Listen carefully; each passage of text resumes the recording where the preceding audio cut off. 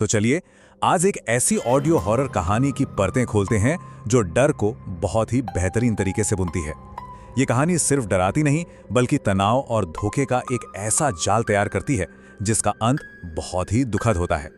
आइए इस कहानी के विश्लेषण में गहराई से उतरते हैं और देखते हैं कि 12 AM को एक परफेक्ट डरावनी कहानी क्या बनाता है। कहानी की शुरुआत होती है रेडियो होस्ट तारा की इसी डरावनी चेतावनी से। ये पहली लाइन ही सुनने वालों के मन में एक अनजाना सा डर पैदा कर देती है। ये सिर्फ एक शो की शुरुआत नहीं, ये एक चेतावनी है कि जो आने वाला है वो आपकी सुरक्षा की भावना को झकझोर कर रख देगा। पहला अध्याय, तूफान में एक आवाज।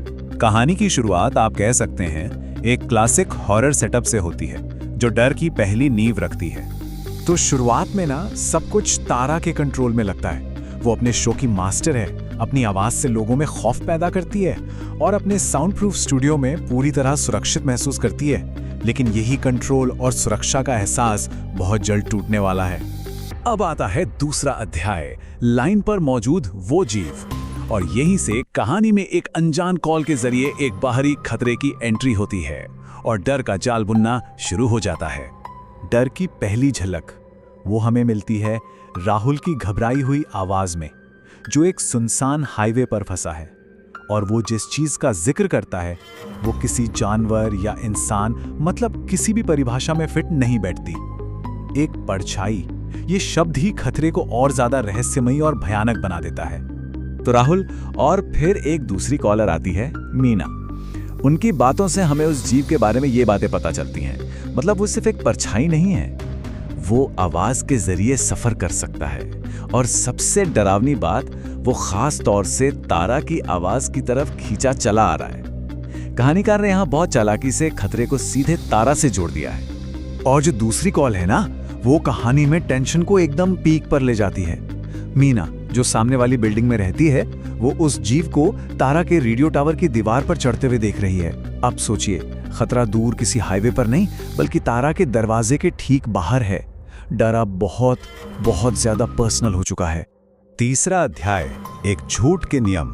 और सुनिए, ये कहानी का सबसे जरूरी मोड़ है।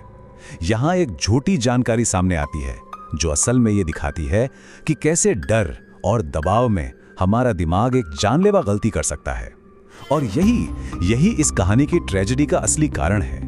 अचानक तारा के हैक हुए कंप्यूटर पर यह जानकारी फ्लैश होती है। उस अनजान खतरे को एक नाम मिल जाता है, शब्द पिशाच। और उस नाम के साथ आते हैं कुछ नियम। लेकिन ये नियम ये उसे बचाने के लिए नहीं बल्कि उसे फंसाने के लिए बनाए गए हैं। और ये रहा वो सबसे जरूरी नियम जो तारा के दिमाग में बैठा दिया जाता है।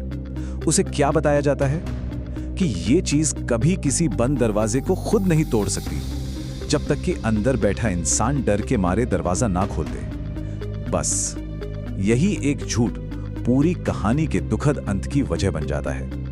अब कहानी अपने क्लाइमैक्स की तरफ बढ़ रही है। आधी रात होने में बस कुछ ही मिनट बाकी हैं और तारा को एक भयानक फैसला लेना है। तनाव अपने पीक पर है और हर एक सेकंड जैसे सालों के बराबर है। ये टाइमलाइन देखिए, ये दिखाती है कि कैसे आखिरी 15 मिनटों में तनाव बढ़ता ही चला जाता है। एक तरफ दरवाजे के बाहर वो जीव, दूसरी तरफ घड़ी की टिक टिक, और तारा इन दोनों के बीच फंसी हुई है। और उसे क्या लग रहा है कि असली लड़ाई दरवाजे के उस पार लड़ी जा रही है। तो अब तारा के सामने एक नामुमकिन चॉइस है। या तो दरवाजा खोलो, रवि को अंदर आने दो, लेकिन फिर उस राक्षस के भी अंदर आने का खतरा है। या फिर दरवाजा बंद रखो, खुद को बचाओ, लेकिन रवि को मरने के लिए छोड़ दो। और ये पूरी की पूरी दुविधा उस झूठे नियम पर टिकी है। ये दिखाता है कि कैसे खौफ के लम्हों में लॉजिक काम करना बंद कर देता है। और यहीं तारा वो फैसला लेती है जो उसकी किस्मत हमेशा के लिए लिख देता है। और विडंबना देखिए, वो जिंदा रहने के लिए बनाए गए नियमों का पालन करके ही खुद को मौत के मुंह में धकेल देती है। इससे बड़ी ट्रेजेडी क्या हो सकती है। और अब आता है 5वां और आखिरी अध्याय, अंदर की खामोशी। यहाँ कुछ पल की जो राहत मिलती है ना, वो एक भयानक चौंकाने वाले सच से चकनाचूर हो जाती है। घड़ी में 12 बजते हैं और एक पल के लिए सब कुछ शांत, सन्नाटा। तारा को लगता है मैं बच गई, खतरा टल गया। लेकिन ये खामोशी, ये तो उस तूफान से पहले की शांति है जो अभी आने वाला है। और तभी ये आवाज गूंजती है। लेकिन ये आवाज दरवाजे के बाहर से नहीं, ये आवाज तारा के ठीक पीछे लगे स्पीकर से आ रही है। खतरा कभी बाहर था ही नहीं, खतरा तो हमेशा से अंदर ही था। और ये है इस कहानी का जीनियस ट्विस्ट। वो शब्द पिशाच कभी बाहर था ही नहीं, वो तो एक ऑडियो वायरस की तरह पहली कॉल के साथ ही स्टूडियो के अंदर आ चुका था और पूरी रात तारा की आवाज को सोखकर खुद को बड़ा कर रहा था, फिजिकल बना रहा था। वो जो झूठा मैसेज था ना कंप्यूटर पर, वो भी उसी का बुना हुआ जाल था। और अब हमें रवि की सच्चाई पता चलती है। वो असल में हीरो था। उसने सिक्योरिटी कैमरे पर उस चीज को स्टूडियो के अंदर बनते हुए देख लिया था।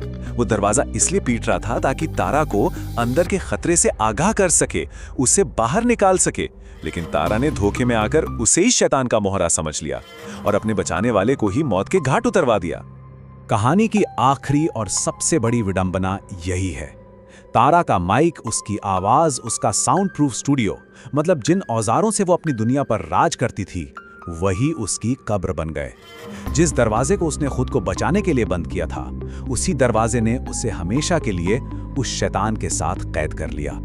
और ये कहानी हमें इसी एक सवाल के साथ छोड़ जाती है कि जब खतरा कमरे के अंदर से ही आ रहा हो तो कोई भागे तो भागे कहां। और शायद यही इस कहानी का सबसे डरावना पहलू है, जब आपकी सबसे सेफ जगह ही आपका पिंजरा बन जाए। ये डर बाहरी नहीं, अंदरूनी है और इससे बचकर भागने का कोई रास्ता नहीं है।